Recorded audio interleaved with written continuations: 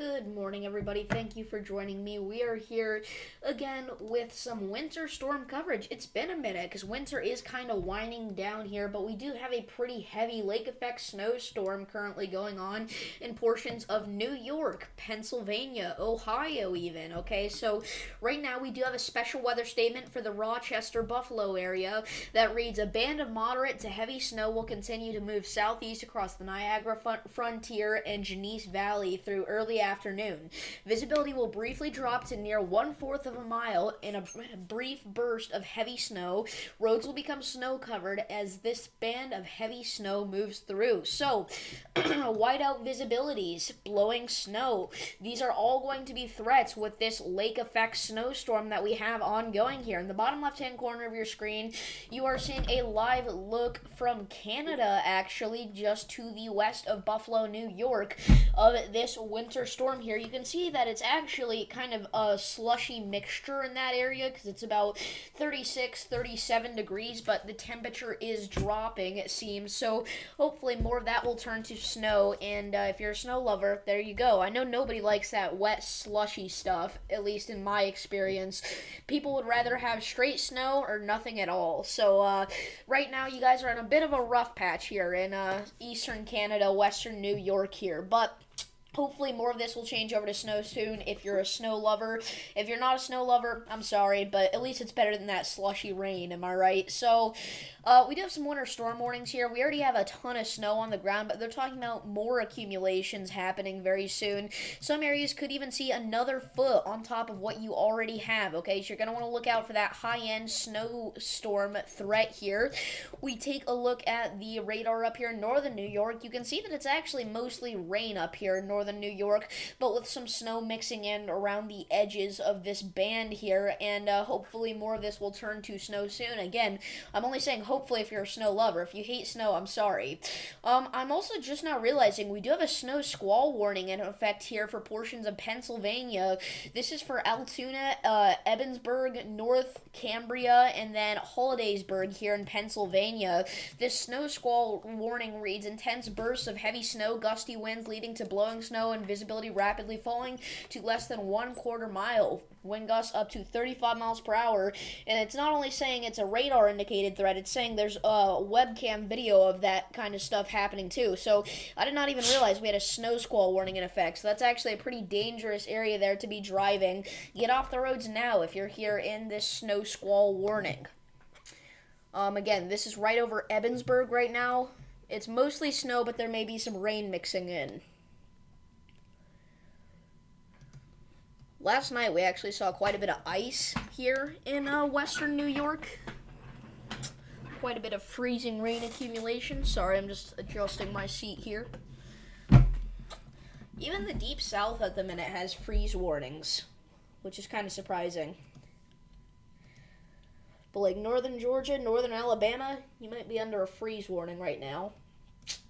We do have a minor winter system moving through here up in northern California, but that's not really that surprising.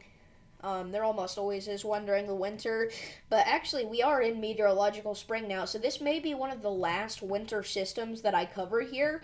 And, I mean, this would be going out with a bang. You know, we got snow squall warnings, special weather statements, winter storm warnings. The whole gang is out here in terms of the weather alerts.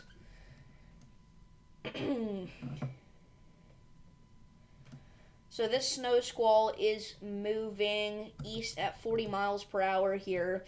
So let's actually kind of just drag this out. Here's what we're going to do. We're going to take it from right there, drag it out. 40.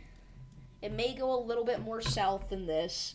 May take a southeasterly track, but Wapsanonik, 5 minutes, Logan 7 minutes, Mill Run 7 minutes, Altoona 9 minutes, Wriggles Gap in 10 minutes, Greenwood in 11 minutes, Pinecroft in 12 minutes, Bellwood 15, Sickles Corner 18, Culp 19, Moore's Mill 19, and those are the locations that are in the path of this thing. This is a pretty populated area with quite a few major interstates, so hopefully everybody is aware of this threat here.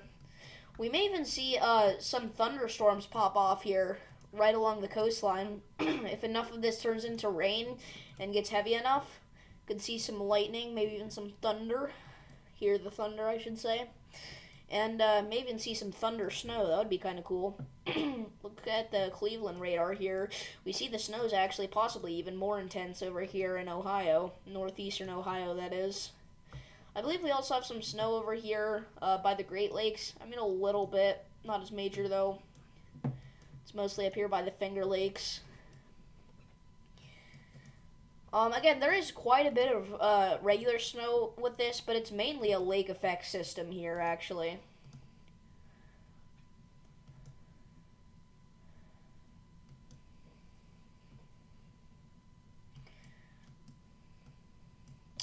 Let's see. Looks like we got a general thunderstorm risk down in southern Florida today. We're pretty much done with the severe weather threat. For the past few days, we've been dealing with a ton of severe weather activity. We had several strong tornadoes in the deep south yesterday, which was pretty unfortunate. I went live for one of them. But there is definitely a ton of damage down there, and we need to send our thoughts and prayers out to those people. But hopefully we don't see anything again like that for a while. They are hinting at something possibly happening on Thursday. And here, actually, I'm going to go ahead and pull it up here. Thursday's Storm Prediction Center outlook. Is it day 6? No, day 5. Yeah, day 5 here. This is Thursday, right? So we have a slight risk of severe weather already in effect here for portions of northeast Texas, northwest Louisiana, southwest Arkansas, and southeastern Oklahoma. So if you're in this area on Thursday, you're going to want to stay tuned into the weather because this could be a pretty significant system. An upgrade to an enhanced risk is not out of the question, but we're so far out from this that it won't get upgraded to that enhanced risk for a while because there's still quite a bit of uncertainty about this event. But DFW, Shreveport, even the north side of Austin, all those major cities are going to be in this threat. And we'll probably have a pretty large marginal risk outside of that, actually. I'm guessing it'll extend pretty far into the northeast. The marginal risk will probably look something like this.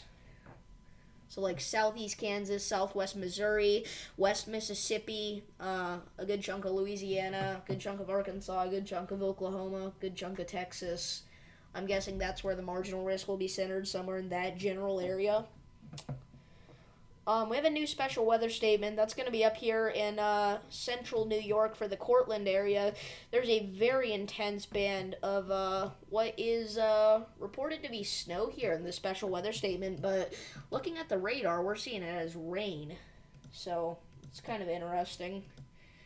But gusty winds may be associated with this system, and visibilities will drop rapidly, so get off the roads now.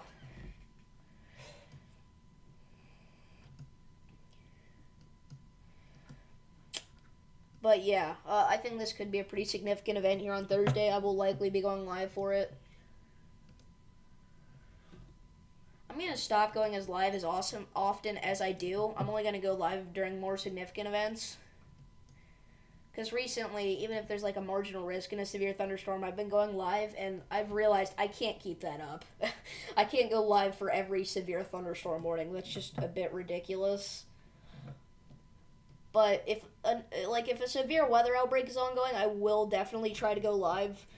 But if it's something more minor, probably won't be doing as many of those streams. You can't see them now in my catalog because I delete all the itty-bitty ones, minor events. But I've done way too many of them where sometimes there won't even be a severe thunderstorm warning and I'll go live. I'm not doing that anymore. I just got kind of burnt out.